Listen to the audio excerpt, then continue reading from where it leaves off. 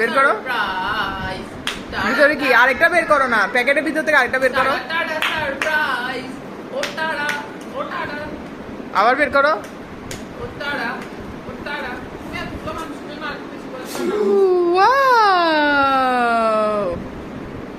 এলে কি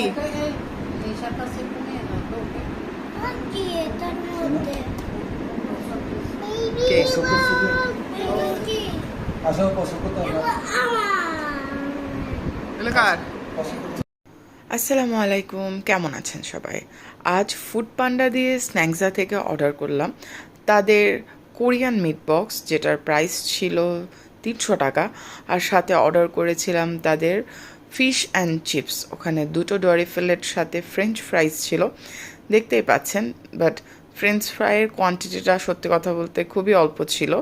অ্যান্ড এখানে দেখতে পাচ্ছেন আমাদের পিচ্চিগুলো খুব এনজয় করছিল। তাদের যে ফিশ অ্যান্ড চিপসের সাথে তাদের যে ডিপটা দিয়েছিল, ডিপটা অনেক বেশি মজা লেগেছিলো আমার।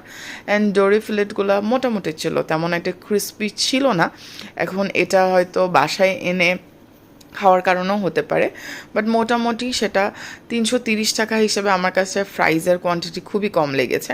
অ্যান্ড দেন তাদের এই কোরিয়ান মিট বক্সটা অর্ডার করা হয়েছিল, যেখানে তাদের এগেইন আমার সসটা খুবই ভালো লেগেছে। তবে 300 টাকা হিসাবে আমার কাছে কোয়ান্টিটিটা অনেকটা কমই লেগেছে। চিকেন ছিল, ফ্রাইজ ছিল, but according to price I guess আরেকটু কোয়ান্টিটিটা বাড়ালে আমি পার্সোনালি খুব বেশি স্যাটিসফাইড হতাম। বাকি আপনাদের রিভিউটা কমেন্ট